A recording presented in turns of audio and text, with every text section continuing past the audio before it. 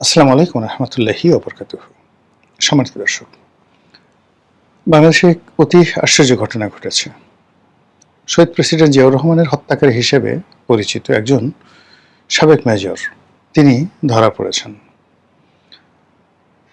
শহীদ president Ziaur Rahman মানে হত্যাকাণ্ডের পর কত বছর চলে গেল, সেই 1981 থেকে আজ অবধি। সেই 1981 থেকে 91, 10 বছর, 2001, 20 বছর, তারপরে 2011, 30 বছর, 2011 পর 2021, 40 বছর, প্রায় 45 বছর পরে। তো 45 বছর পরে একজন হত্যাকারীকে ধরা হয়েছে এবং তাকে এখন ক্যান্টনমেন্টে নেওয়া হয়েছে। আমি জানি না যে আলটিমেটলি এখন এই যে তাকে যে গ্রেপ্তার করা হলো, সেই গ্রেপ্তার করার পেছনে কি কি নাটক রিয়েলি রয়েছে।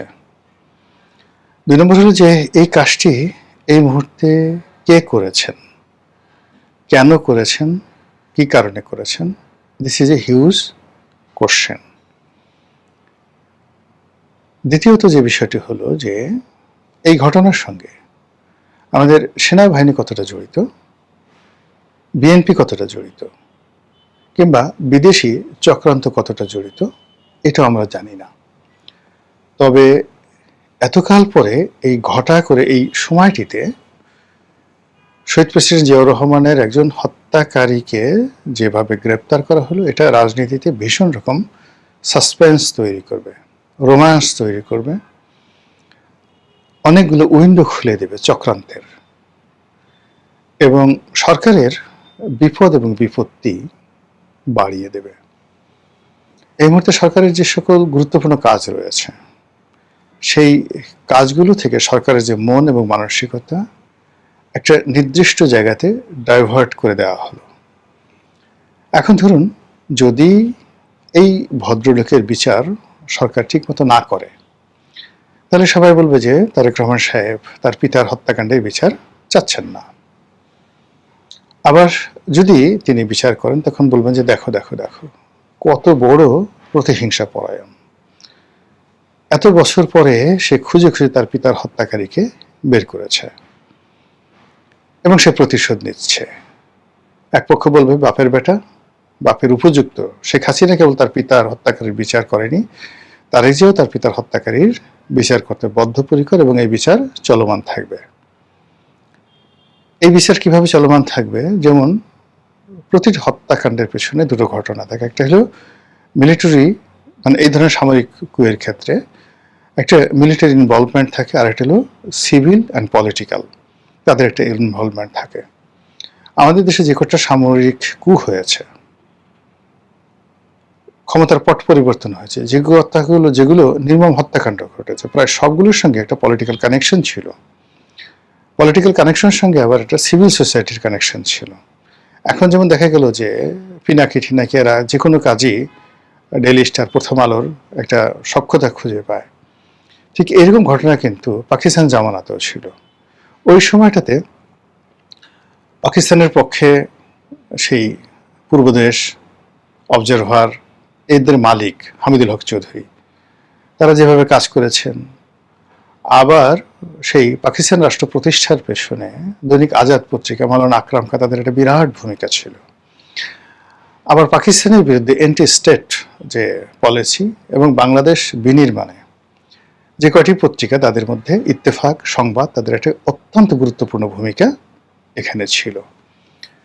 তো স্বাধীন বাংলাদেশও সেই রাষ্ট্রের মৌলভিত্তি, একটা রাষ্ট্রের গণতন্ত্রের যে মৌলভিত্তি হিসেবে সংবাদপত্র, এটা কখনো স্বাধীন হয়, কখনো পরাধীন হয়, কখনো তাবেদার হয়, কিন্তু যেভাবেই হয় না কেন এটা সবসময় ক্ষমতার পট পরিবর্তন, পালা পরিবর্তনে খুবই গুরুত্বপূর্ণ ভূমিকা পালন করে।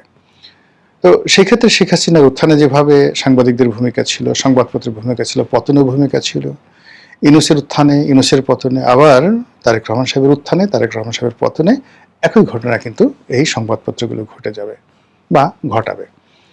এখন বোঝার চেষ্টা করুন যে এই যে জিয়াউর রহমানের হত্যাকারীর রূপে তাকে গ্রেপ্তার করা হলো, এটা নিয়ে কি কি সমীকরণ হতে পারে। 1 নম্বর সমীকরণ হলো যে জিয়াউর রহমানের হত্যাকাণ্ডের সঙ্গে একটা পলিটিক্যাল অ্যালাইনমেন্ট ছিল, এবং সেই অ্যালাইনমেন্টটা আওয়ামী লীগ, শেখ হাসিনা, এই বিষয়গুলো যদি সামনে নিয়ে আসা হয়, এই কারণ হলো ঠিক সেম কাজটা তো আওয়ামী লীগ করেছে। আওয়ামী লীগ বলেছে যে বঙ্গবন্ধুকে যে হত্যাকাণ্ড হয়েছে সেটা নেহায়েত কিছু বিপদগামী সামরিক কর্মকর্তাদের কূপ ছিল না। এর সঙ্গে জিয়াউর রহমানের যোগাযোগ ছিল, এবং জিয়াউর রহমান যেহেতু আলটিমেট বেনিফিশিয়ারি, সে পিছন দিক থেকে কলকাঠি নেড়ে প্লট 1 মানে বঙ্গবন্ধু হত্যাকাণ্ড, প্লট 2 খন্দকার মোশতাকের ক্ষমতা, এবং প্লট 3 7ই নভেম্বর, প্লট 4 সেই খালেদ মোশাররফ, এবং প্লট 5 জিয়াউর রহমান। এই যে প্লটগুলো সে সাজিয়েছে এটা আওয়ামী লীগ তৈরি করেছে। একইভাবে যদি এই জিয়াউর রহমান হত্যাকাণ্ডের সঙ্গে শেখ হাসিনা, এরশাদ এদেরকে জোড়ানো হয়, এখন যেহেতু বাংলাদেশে একটা ভারত বিরোধী প্রচণ্ড তৎপরতা রয়েছে, কাজে এখানে ভারতকেও জড়ানো হতে পারে। এবং এই কাজগুলো যদি সরকার করতে চায়, এই ন্যারেটিভ তৈরি করতে, এই কথাগুলো তৈরি করতে সরকারের যারা দালাল ফড়িয়ে রয়েছে, সাংবাদিক নামধারী যে সমস্ত অথর্ব রয়েছে, গোবর গণেশ রয়েছে, তারা সরকারকে এত ব্যস্ত রাখবে, আর সেই ব্যস্ততার ফাঁকে মন্ত্রীরা দুর্নীতি করতে থাকবে, চাঁদাবাজরা চাঁদাবাজি করতে থাকবে, সারা দেশ উত্তাল হয়ে পড়বে, এবং খুব অল্প সময়ের মধ্যে সরকারের সমস্ত কর্মকাণ্ড মুখ থুবড়ে পড়ে সরকার অজনপ্রিয় হয়ে পড়বে এবং ক্ষমতা হারাতে হবে। আপনি বুঝতেছেন যে মাস্টার প্ল্যানটা কি। সেকেন্ডলি যেটা হলো যে এটা ভারতের পক্ষ থেকে একটা উপহার হতে পারে। উপহার হতে পারে এই কারণে দুভাবে। ভারত এখানে শেখ হাসিনাকে নিয়ে খেলতে পারে, তারেক জিয়াকে নিয়েও খেলতে পারে। অর্থাৎ এই যে ভদ্রলোক, সবাই ধারণা করছে যে সে দীর্ঘদিন ভারতে লুকায়িত ছিল।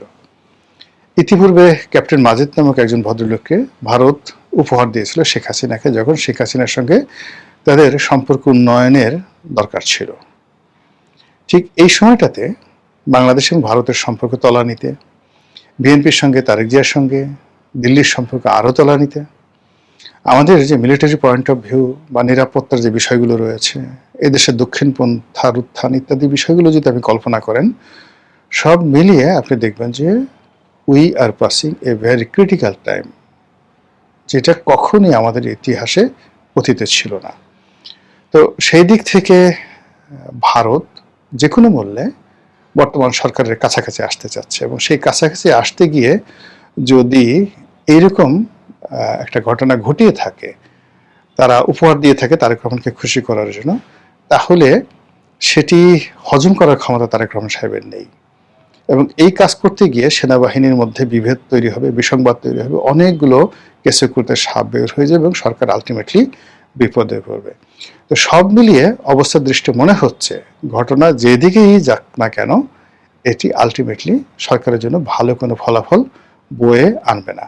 এটা কেবলই মাত্র একটার পর একটা ফাঁদ তৈরি করা হচ্ছে সরকারকে বিপদে ফেলার জন্য, বিপত্তিতে ফেলার জন্য। আর সরকার ঘটনাগুলো এমনভাবে ঘটছে, অনেকটা সেই 10টা অস্ত্র মামলার মতো, ডান দিকে গেল বিপদ, বাম দিকে গেল বিপদ, এবং এখানে ভারতের চাল হতে পারে, চীনকে পিছনে ফেলার চেষ্টা হতে পারে, এরকম নানা রকম ঘটনা কিন্তু ঘটতে পারে। এবং সেই জিনিসগুলোই এই ভদ্রলোককে এই মুহূর্তে গ্রেপ্তার করিয়ে বিএনপিকে দিয়ে এমন কিছু করানোর চেষ্টা করা হচ্ছে, যার ফলে রাজনীতির যে স্ট্যাবিলিটি, ফরেন পলিসির যে স্ট্যাবিলিটি, সামরিক নীতির যে স্ট্যাবিলিটি, এগুলো সব তছনছ হয়ে যাওয়ার আশঙ্কা দেখা দিয়েছে।